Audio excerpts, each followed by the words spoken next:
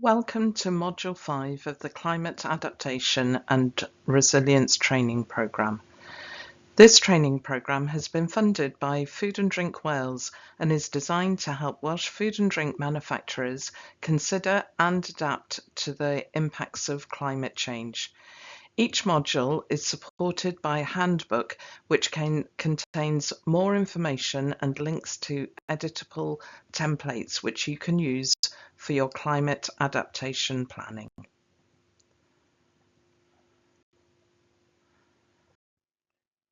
In this module, we focus specifically on the impacts of climate change on upstream supply chains and business inputs. We don't have to remember too far back when supply chains were disrupted by COVID and continue to be disrupted by the wars in the Middle East and Ukraine. So the learnings from this module can equally be applied to supply chain disruptions, whatever the cause. Maintaining supply chains is a critical part of your business continuity and to maintaining production schedules in order that you can reliably deliver your food or drink products to your downstream customers and consumers. Supply chains range from your key ingredients and raw materials, packaging and equipment, consumables used in your production processes, through to other business inputs such as utilities. To recap on utilities, please review Module 3, which covered premises, if you haven't already completed that module.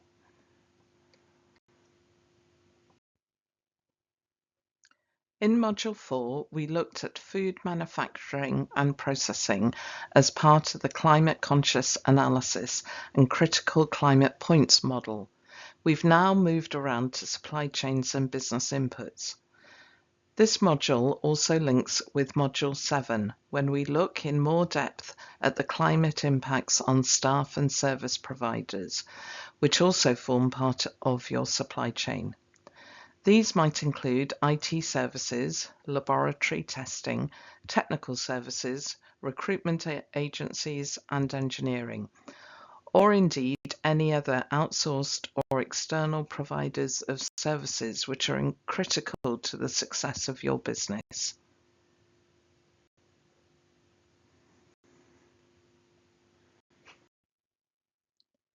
In this module, we will consider the potential risks and impacts specifically on your supply chains and how to apply risk assessment principles to those supply chains. We'll explore the impacts that we've already seen, whether through poor harvests due to excessive rain or droughts and heat waves, or shipping being disrupted through intense tropical storms in Southeast Asia. We will introduce you to some relevant and reputable sources of climate change information and insight. By the end of this module, you will understand what supply chain management adaptations might be suitable for your business. And we'll introduce another management tool, horizon scanning, and explore how this can help you with your scenario planning, particularly around supply chain adaptations. For a refresher on scenario planning, please complete Module 4. Finally, we will finish the module by looking at the steps to take to turn planning into action.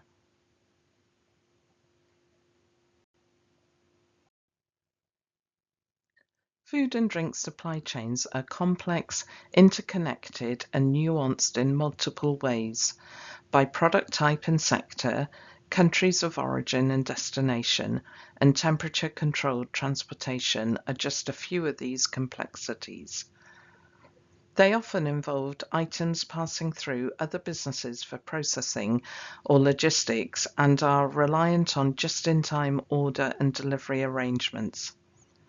This complexity means that climate impacts can derail established supply lines at multiple points, and ignoring these risks leaves you vulnerable to lack of supplies, escalating costs, and often lower or variable quality products. The UK imports about half of our food requirements, and a significant proportion of those imports come from countries which produce food we cannot grow or produce at scale in the UK, and have also been identified as climate risk hotspots. You may be sourcing your raw materials through intermediaries such as wholesalers, importers, ingredients or flavour houses in the UK, but these items are likely to have a long reach back to their point of origin. And don't forget, we're not just talking about imports from overseas. Products grown in specific regions in the UK could also be impacted by climate change in those regions. It's also worth considering that well-developed regions and nations are also subject to climate impacts on key raw materials, as we'll explore later in this module. Chilled and frozen supply chains face additional challenges because the food safety and quality of their products and raw materials is dependent on controlled temperatures. Disruptions to these supply chains can lead to shelf life erosion, deteriorating quality, and compromised food safety. There is another risk to supply chains, particularly when there are acute shortages and considerable price rises.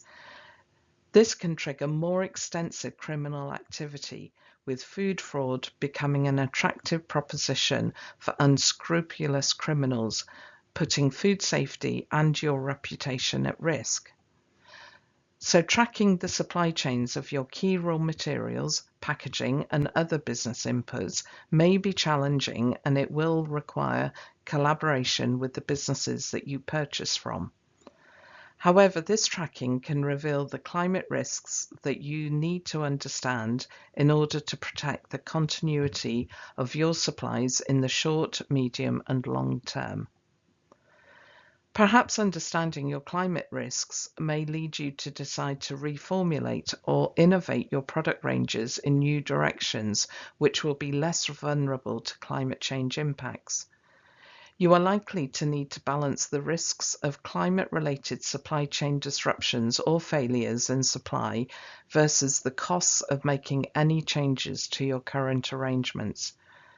You'll also need to consider the risk that your competitors are making changes to their supply routes or establishing contingency plans which would put them at a significant competitive advantage in a supply crisis.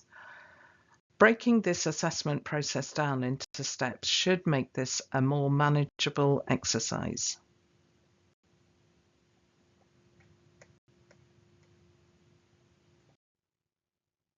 When we think of supply chains, we often think of physical objects that we purchase, but we just wanted to note that, as we discussed in Module 3, which covered premises, your utilities are a key part of being able to remain operational. But they are also vulnerable to climate events, so including your electricity, gas, and water supply chains when you think about climate risk is essential. The workbook that supports this module includes more information about these types of business inputs.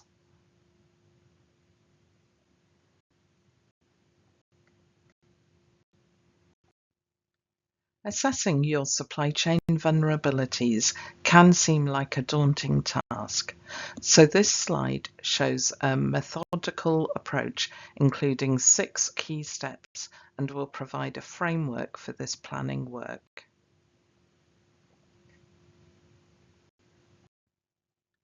To start your supply chain review, you will need to list the items you purchase.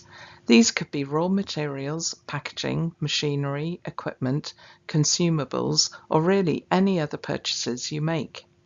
You may be able to base your review on lists that already exist in your business for other purposes. For example, you may be able to extract a list of items from your finance systems, which gives you the quantities and frequencies of purchases, or use purchasing spreadsheets maintained by the procurement manager. Your asset register may also provide up-to-date information about larger items of equipment and machinery.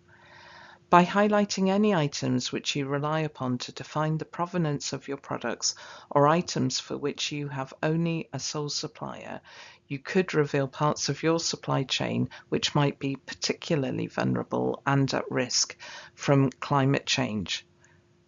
There may also be some items which are only purchased seasonally or more sporadically, but it is important to remember to include these in your risk assessment if they are an important part of your ability to do business at specific times. There is a lot to review in this slide. But put simply, the second step is to identify where the supply chain items come from. That is, what are the countries of origin or regions of origin? Then, starting from the point of origin, that is where raw materials are grown, harvested, reared, or extracted, you can map through all the key points of processing, storage, shipping, arrival in the UK, any secondary processing, and then transport and delivery to your site. You should identify the physical locations of each of these points and consider the climate risks at each stage of this map.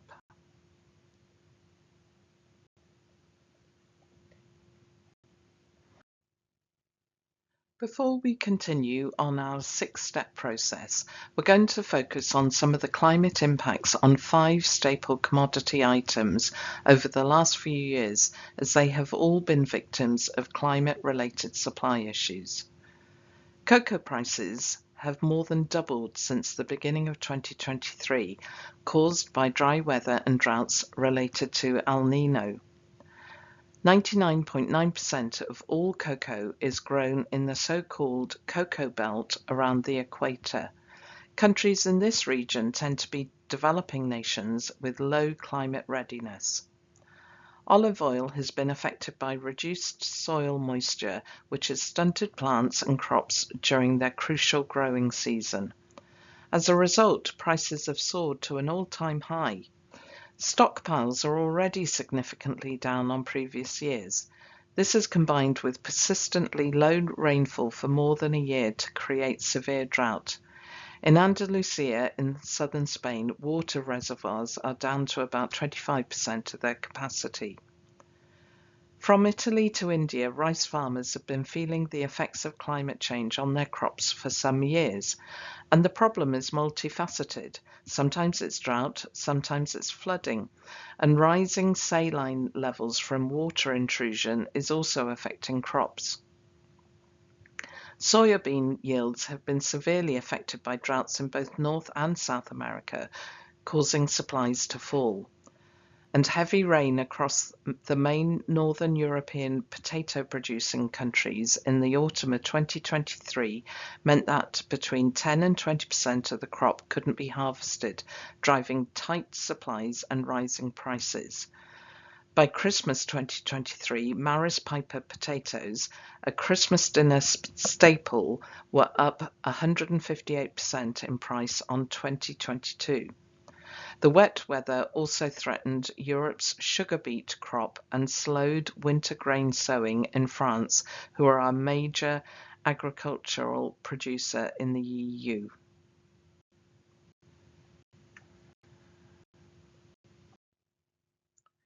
We'll now look more deeply into the climate risks facing sugar. Despite the drive to reduce sugar levels in processed food and in our diets, it remains a key raw material for the food industry. There are 2 supply chains for this commodity, both of which have different vulnerabilities to climate change. Starting on the left with sugarcane. The UK cannot produce sugarcane and imports the raw sugar for refining into this country. We've highlighted here how the climate impacts on Belize, which is a major sugar exporter, has seen yields fall due to droughts and flooding. The UK and other temperate climates can grow sugar beet. Key growing regions in the UK are East Anglia and East Midlands. Beet sugar provides a substantial proportion of the UK's sugar supply. However, it is susceptible to pests and diseases, particularly virus yellows, which in 2020 saw some growers lose 80% of their yields. Virus yellows is spread by aphids, which are no longer being eradicated through the winter months due to our warming winters. Both supply chains are investing in R&D to develop climate-resistant varieties.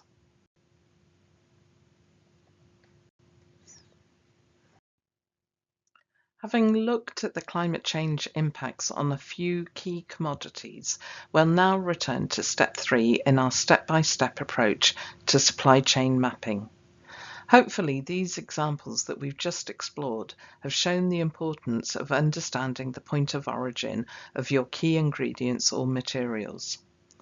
Once you have identified the countries or regions on which key components of your supply chain depend, you now need to investigate the climate risks associated with those countries or regions.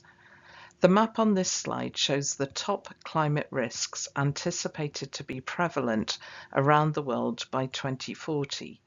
You can use online resources to understand vulnerabilities in key locations and engage in discussions with your suppliers to explore and assess climate-related risks in those places. We have a number of suggestions to help get you started if you refer to the Module 5 workbook.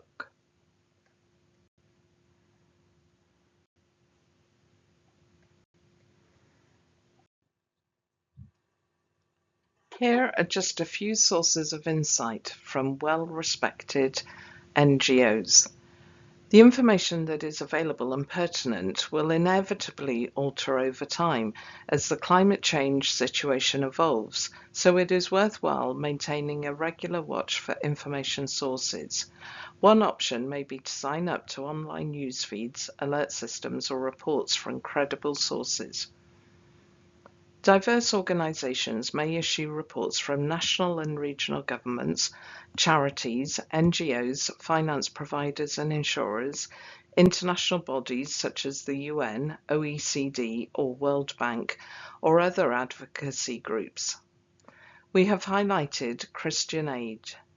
They published a report in 2023 called Cooking Up a Storm, which looks at the climate threat to food supply chains in the UK, Germany and Italy by examining typical shopping lists, countries of origin and the vulnerabilities of those countries of origin.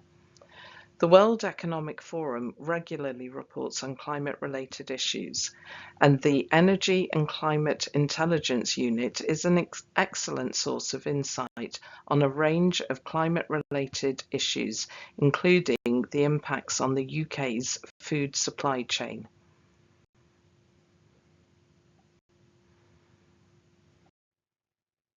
On this slide, we have highlighted two other sources of global data and insight. The Climate Change Knowledge Portal is the hub for climate-related information, data and tools from the World Bank Group. The portal offers access to country reports with comprehensive data about climate change. The second source, the University of Notre Dame in Indiana in America, has developed the ND GAIN Country Index, which ranks vulnerability and readiness regarding climate change for different countries around the world. The vulnerability part of the index considers exposure, sensitivity, and capacity to adapt to the negative effects of climate change across 6 life-supporting sectors, including food and water. The readiness part of the index measures a country's ability to leverage investments and convert them to adaptation actions and considers economic, governance, and social readiness.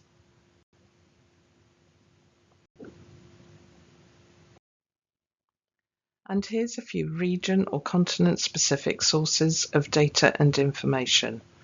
The European Union's Joint Research Centre has highlighted the droughts that the Mediterranean bordering countries have suffered over recent years. The Environmental Protection Agency in the US publishes information by region and state, as well as by sector, and the Economic and Social Commission for Asia and the Pacific publishes climate-related data and reports covering the region.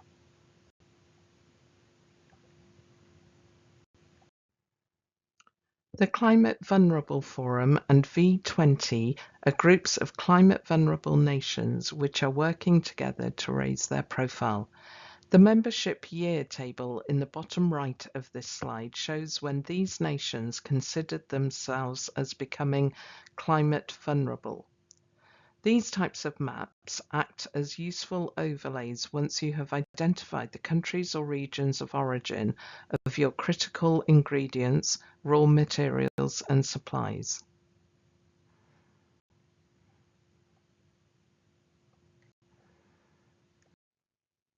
It's worth remembering that climate change risks to supply chains are not confined to overseas countries. We talked earlier about the climate impacts on the UK sugar beet harvests a few years ago, so we should also look closer to home and see which areas of the UK are likely to be impacted by climate change. 2024 clearly illustrated the issues that can arise and impact raw material availability. The UK government acknowledged that between October 2023 and March 2024, England experienced the second wettest six-month period on record. Rainfall was nearly 60% above the 10-year average, with 6 named storms. These variations in weather patterns are impacting both planting and harvesting. Wheat, a critical component of many staple food products, was particularly badly affected, with production down across the UK. As an example of information available through online searches, this graph has been created from a report published by XDI, who market physical climate risk services. The regions of the UK are listed on the horizontal axis from 1 to 50 based on their ranking position as being most at risk when assessed by the total or aggregated level of damage to buildings in that area because of climate change. Data since 1950 has been analysed and projected to 2050. The bars show the projected percentage increase in climate-related damage anticipated in that region, giving an indication of overall risks to businesses in those areas being disrupted by climate damage. Wales has the 4th highest projection after Inverness, Herefordshire and Worcestershire. Do you source any supplies from any of these regions? Where do your suppliers sit on this graph?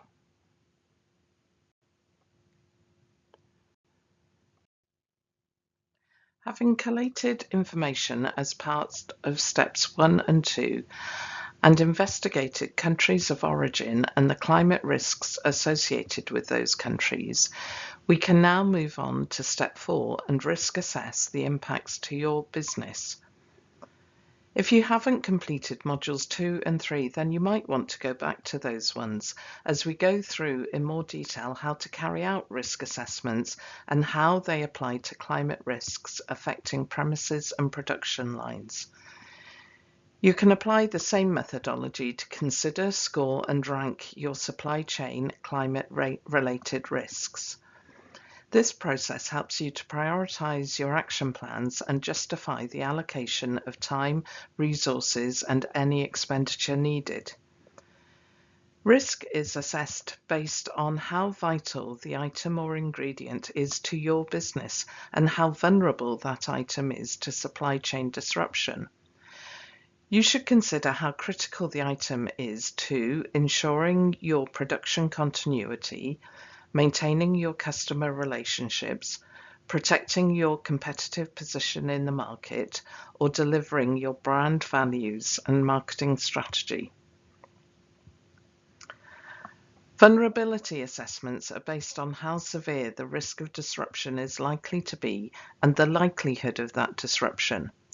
Then use the red, amber, green score to create a prioritized list of items which need an action plan to reduce or remove supply chain risks to manageable or acceptable levels. The Module 5 workbook includes links to a template that can be edited to suit your specific needs.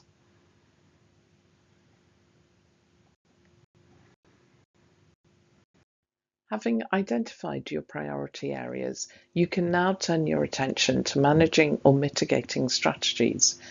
We have highlighted so-called bridging and buffering strategies, which you might want to consider.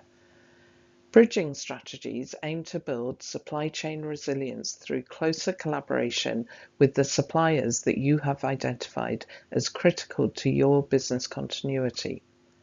These strategies seek to boost your ability to maintain business operations should a climate event occur and recover more quickly and successfully if there is a supply disruption. This slide shows several options to consider. For example, you could strengthen your supplier relationships through building ongoing collaborative relationships with named individuals at your suppliers. Aim to make your business a priority for them to service if supplies were disrupted. Maintain regular contact with their salespeople to build your profile as a preferred customer. Meet for collaborative business planning sessions and consider long-term contracts to secure preferential treatment or even joint ventures which might bring mutual benefits. Secondly, you could work with your key suppliers to devise a joint business continuity plan in case extreme weather events disrupt supplies. Identifying the risk together and considering options to diminish the possible impacts could bring benefits to both your supplier and your own business. Once you have built up an understanding of the climate change risks that your procurement list may face, share the insights with your suppliers. Work together and pool the combined knowledge and expertise of both companies to assess risks and options for more effective adaptation. Finally, keep a check on the financial health of your suppliers to see if climate change risks are threatening their survival and putting the security of your supplies at risk. Consider if any financing options with your key suppliers make sound business sense. For example, long-term contracts, price premiums, loans, or co-ownership.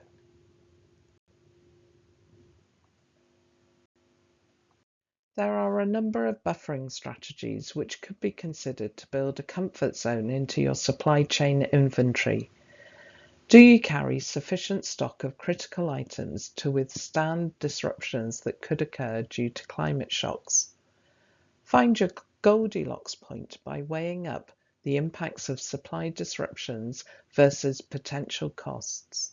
These could include short life or out of code raw materials which risk product quality or costly write-offs, storage costs, and the costs of tying up working capital in stock holdings.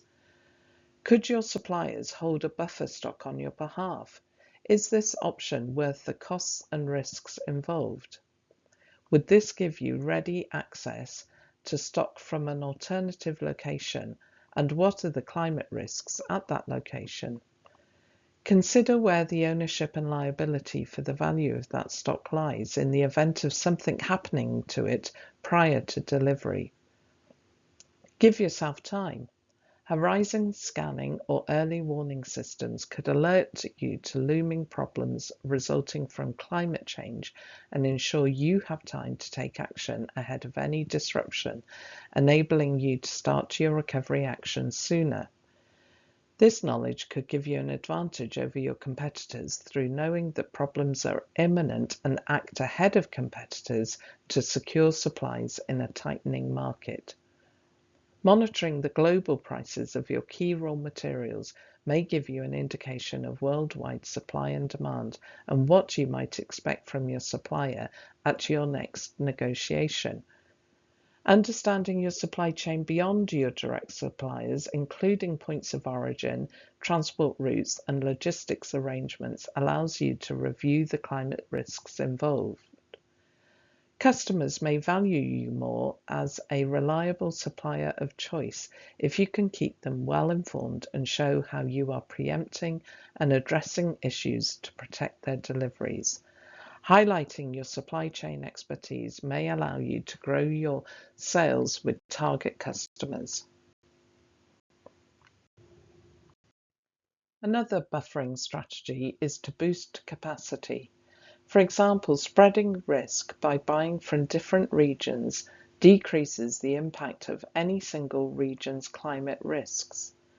This might be achieved by working with your supplier and encouraging them to source more widely, or adding or swapping to suppliers who are taking this climate-conscious approach. You could develop rapid supplier approval procedures.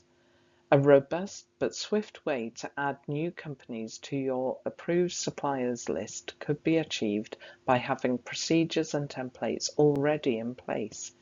These could allow you to bring in new suppliers while still satisfying your brand standards and accreditation requirements regarding food safety, credit ratings, and social, environmental, and ethical standards. This would allow you to react quickly should the need arise to add a new supplier. You could also consider widening your buying specifications. Question if your customers and consumers truly value the named ingredients or production methods you use as provenance for your products. Would there be scope to be less specific without damaging your sales and brand so you could purchase from a wider range of sources? You may want to conduct consumer research to ensure that you are comfortable that this doesn't compromise your brand values or customer appeal. Consider whether you are dependent on a sole supplier. Do you have equipment which relies on parts from one supplier? Should you review this and consider choosing different machinery when you next purchase this type of equipment, or discuss the climate risks with this supplier to create a contingency plan? And don't forget to consider your own position if you are a sole supplier of a food or drink item or ingredient. Could any of your trade customers be doing this type of exercise about you? This makes it even more important to show your customers that you are a climate resilient business who won't let them down, and that you have taken steps to improve the resilience of your own supply chain.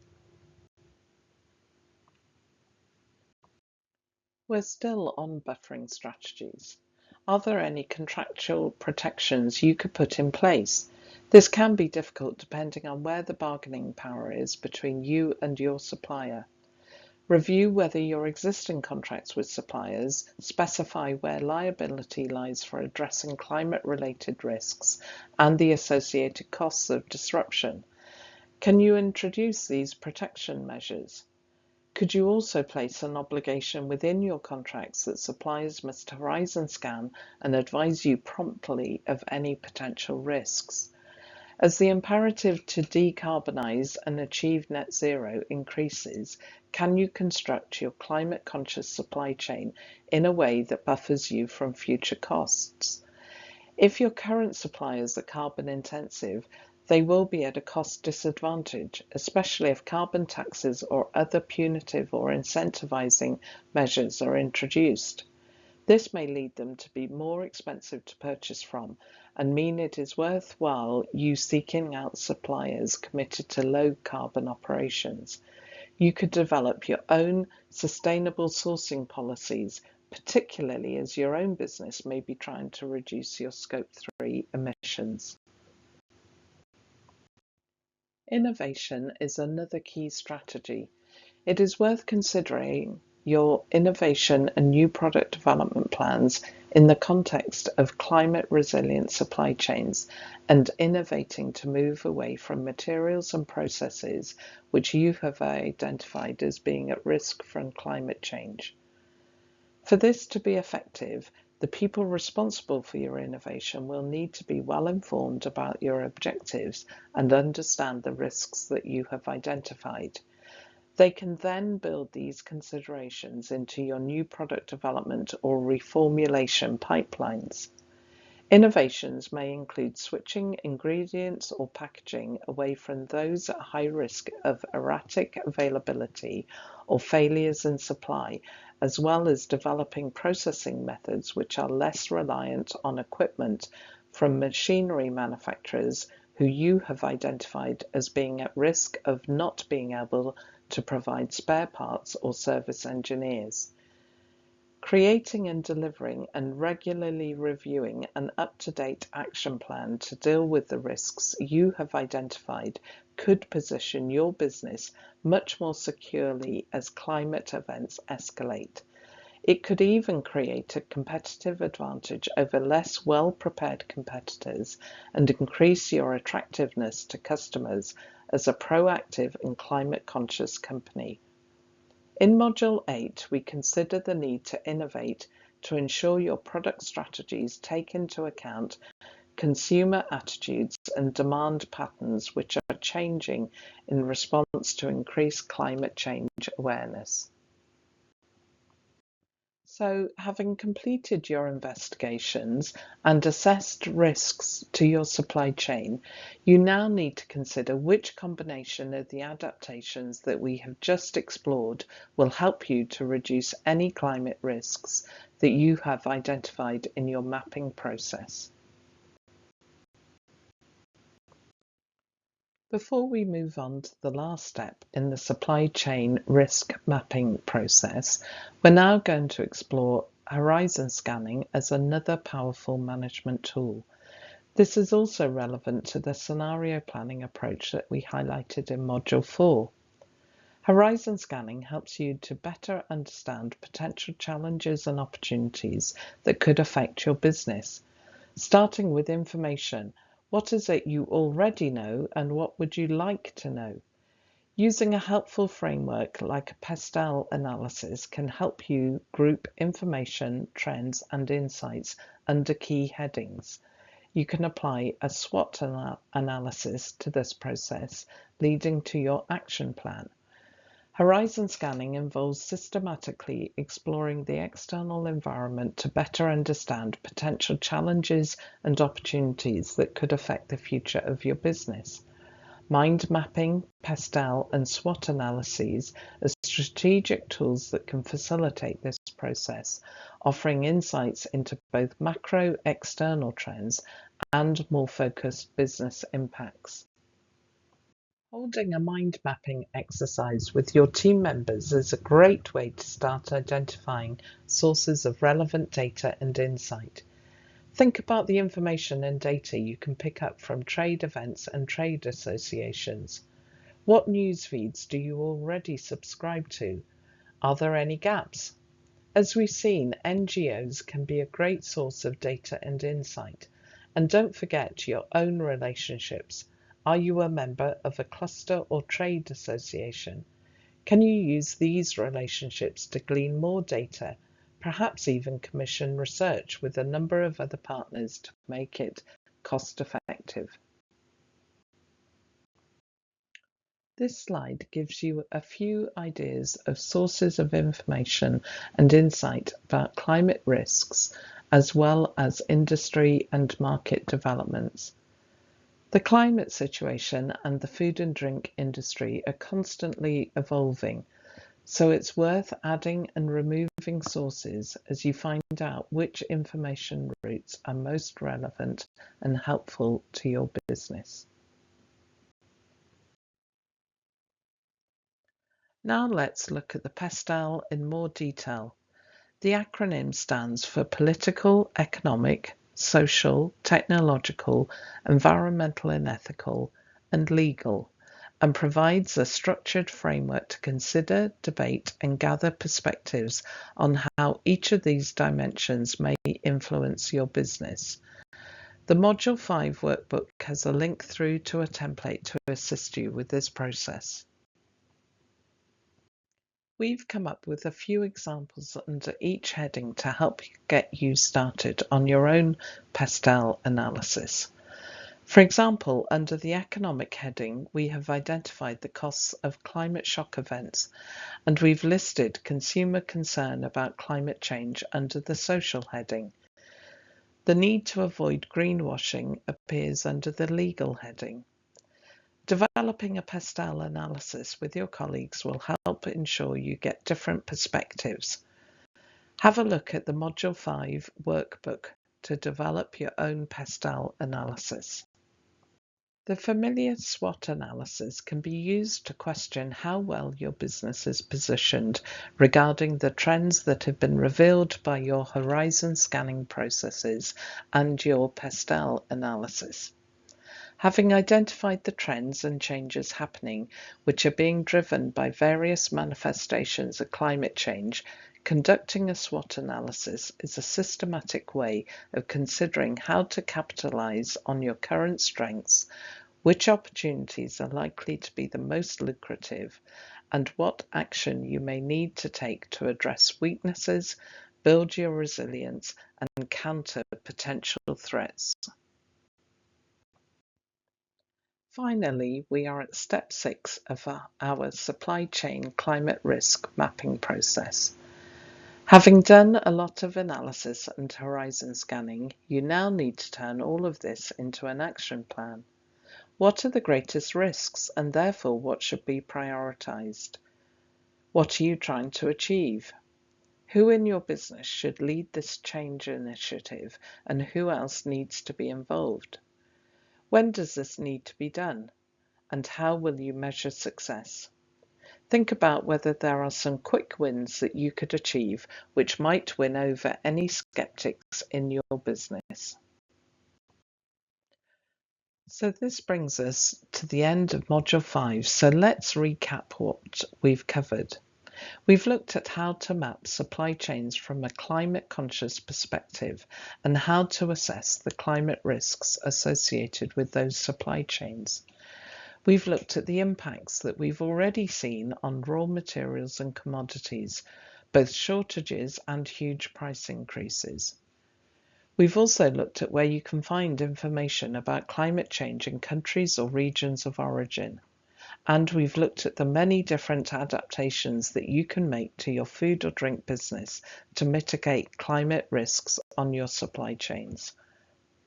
The management tool that we've covered in this session is horizon scanning.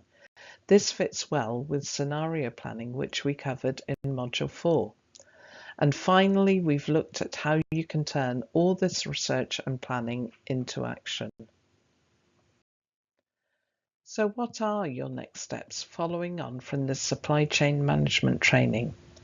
Identify who will take the lead in this area and break down the plan into actionable tasks.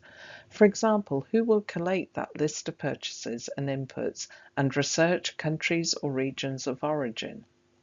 Who will investigate and score the risks affecting those supply chains? Who and how will you formulate the most appropriate mitigation strategies, bridging or buffering? Can you innovate away from the most critical climate risks that you've identified in your supply chain? And who will review all your procurement practices going forward to ensure climate smart approaches? If you found this module useful for your business, why not progress through the training program to Module 6, which looks at financial and legal implications of climate risks and adaptations? Or perhaps encourage colleagues in your business to watch these training modules as well. Thank you for completing Module 5. Don't forget there is a workbook which supports this module, containing more detailed information, insight, and links to useful tools and templates which will help you with your climate adaptation planning.